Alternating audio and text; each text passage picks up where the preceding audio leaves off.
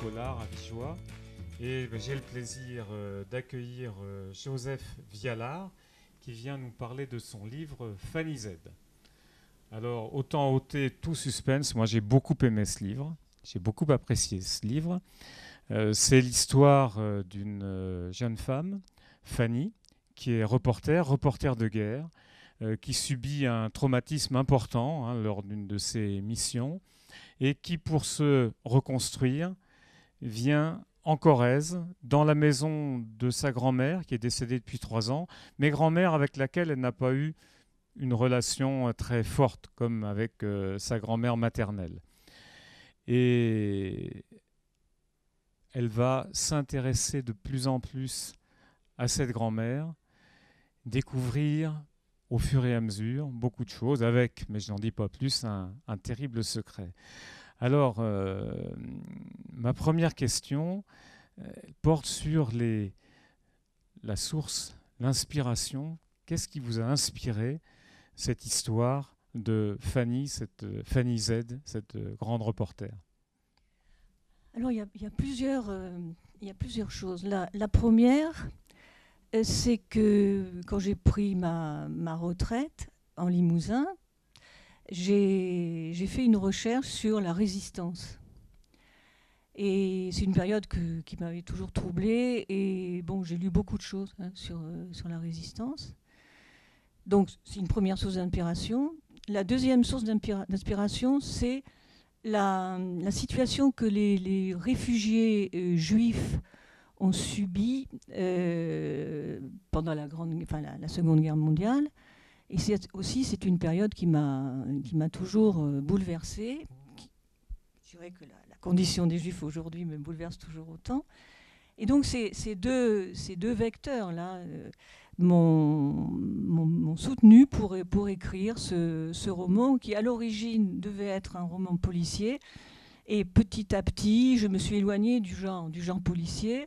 Mais pour y revenir, parce qu'en fait, dans ce roman, l'héroïne, dont vous avez dit qu'elle est rentrée du Moyen-Orient assez perturbée, l'héroïne va se soigner en quelque sorte en écrivant un roman policier dont nous aurons une idée à la fin avec les deux chapitres. Donc, voilà, les deux grandes lignes, c'est la résistance, la condition juive. On peut ajouter une troisième, la Corrèze, le Limousin, et je dirais son patrimoine de paysages que je trouve fascinant. Voilà. Alors là, je dois dire qu'il y a dans ce livre des descriptions absolument magnifiques des paysages de la Corrèze. Et moi, j'ai retrouvé cette douceur de vivre, cette variété, les collines, les bruits, le chant des oiseaux, la nature, les couleurs.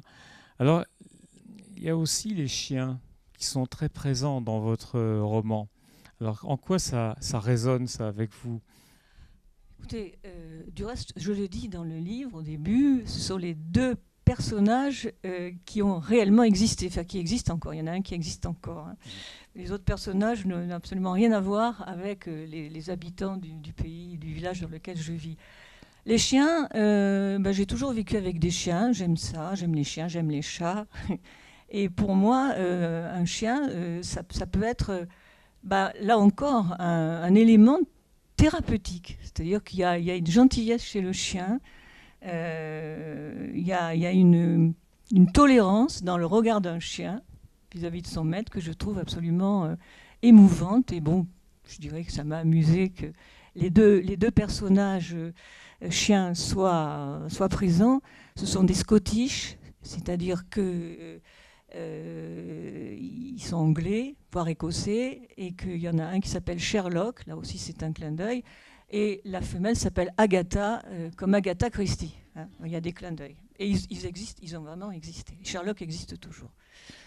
Donc là, on est vraiment dans le polar, là, avec Sherlock on est vraiment, oui, et Agatha. Il y a des tas de vraiment, clins d'œil de ce type. On est vraiment au cœur du polar. Alors, pour ceux qui auront le plaisir de lire le roman, il y a 2 époques et on est sans arrêt de passage d'une époque, l'époque contemporaine, à l'autre, l'époque de la résistance. Donc avec Fanny, la petite fille, contemporaine, et Rachel, hein, Rachel, sa grand-mère. Et Fanny va découvrir finalement sa grand-mère au fur et à mesure, mais en même temps, elle va découvrir à travers les contacts qu'elle a avec les habitants du village que les choses ne sont peut-être pas ce qu'elles paraissent être, et que l'histoire officielle n'est peut-être pas l'histoire réelle.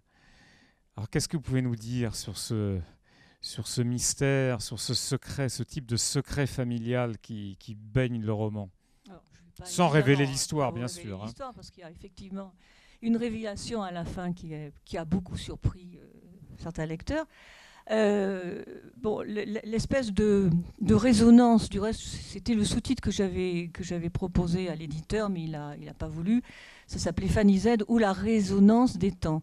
C'est-à-dire qu'il y a entre la situation de la jeune femme Fanny, reporter aujourd'hui, et sa grand-mère Rachel, il y a une espèce de résonance au niveau de ce qu'elles ont pu vivre. Donc, en fait, c'est un roman sur la résistance, puisqu'on se rendra compte que Rachel, par la suite, sera quelqu'un de résistant. D'abord, elle va faire de la résistance.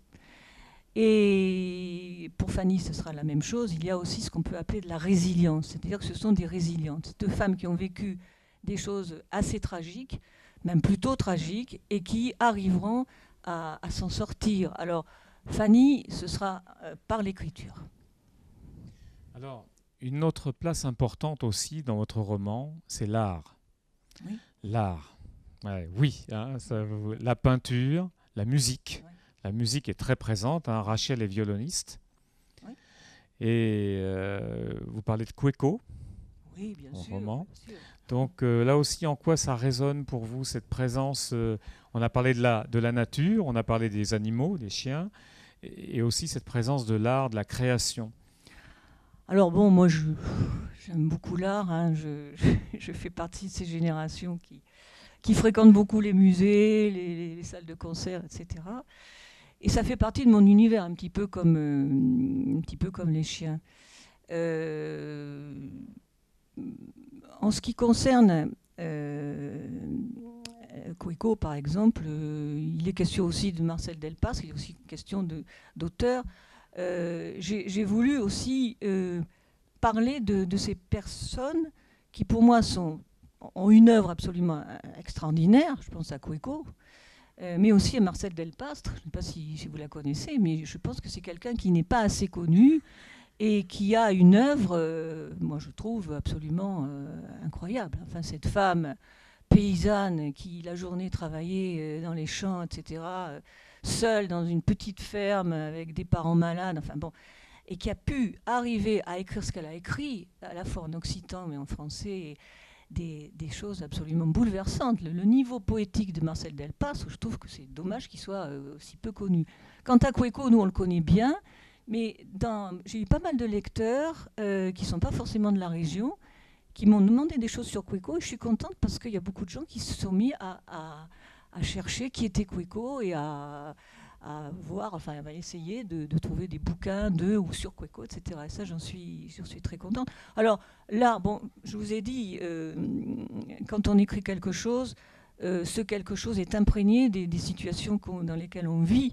Il se trouve que, bon, il y a quelque temps, j'ai fait une étude sur Vermeer, donc je me suis resservie de Vermeer. Bon, j'ai lu presque l'œuvre complète de Marcel Delpas, donc je me sers de Marcel Delpas, et puis en plus, parce qu'elle est régionale aussi. Hein, donc, au fond, écrire, c'est aussi l'art d'accommoder les restes. Hein, c'est-à-dire qu'on se sert de ce dans quoi on vit et des expériences qu'on peut avoir.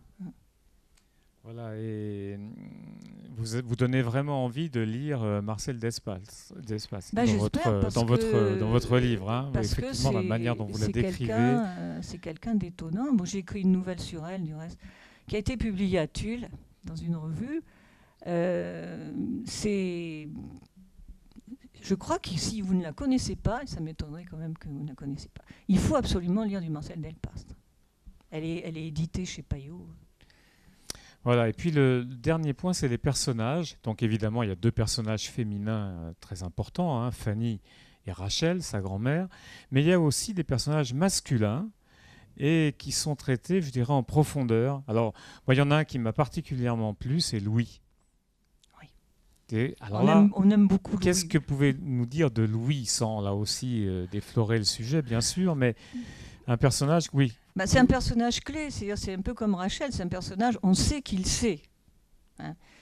Et donc, j'ai voulu en faire une espèce de personnage un peu mystérieux. Du reste, au début, Fanny le supporte assez mal. C'est un personnage très raffiné,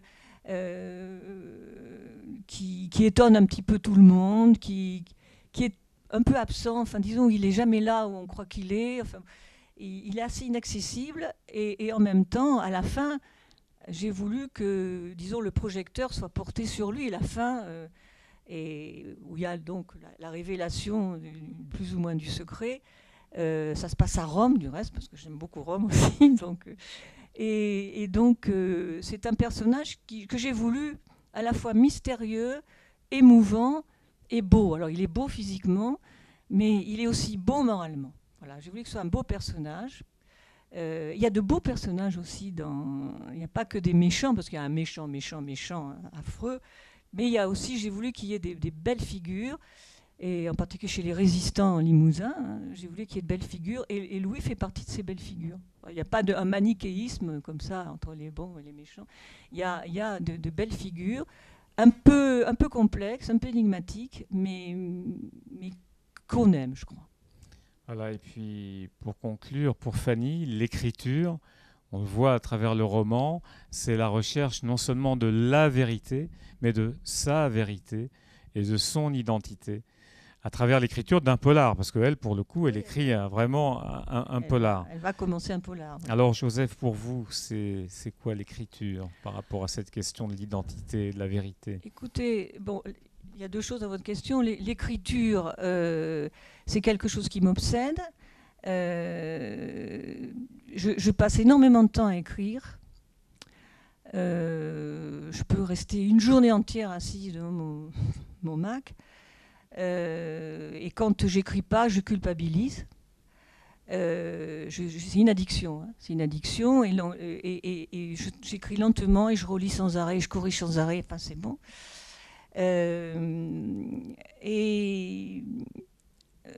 Pour moi, l'écriture est fondamentale, quel que soit le genre de roman. Hein, pour moi, c'est fondamental. Alors, il y avait une deuxième partie dans la question que vous m'aviez... La recherche de l'identité, de sa propre vérité, et d'approfondir la connaissance de soi-même. Donc, d'une part, parce qu'elle va découvrir le secret familial. Fanny donc saura d'où elle vient d'une certaine manière. Et également, il y a l'idée dans ce roman que la vérité, elle ne peut véritablement si j'ose dire, se dévoiler que dans la fiction. C'est ça aussi l'idée. Et même on peut se demander si la vérité dévoilée dans la fiction est vraie, etc. C'est-à-dire qu'on peut continuer comme ça. Mais on ne peut véritablement, pour Fanny en tout cas, dévoiler la vérité que par la fiction. Et c'est ça qui sauve. Autrement dit, la fiction nous sauve de la réalité et de la vérité. Merci beaucoup Joseph Vialard pour ce premier roman. Je vous remercie pour la qualité de vos questions. Et j'ai vraiment un bon lecteur en face de moi. Merci. Merci, puis j'encourage tous les autres lecteurs potentiels, ceux qui aiment la Corrèze, les beaux personnages, qui aiment l'histoire, cette résonance entre les époques, qui aiment l'art, bref, tout ce qui fait la vie, la vie d'aujourd'hui. Merci beaucoup. Merci.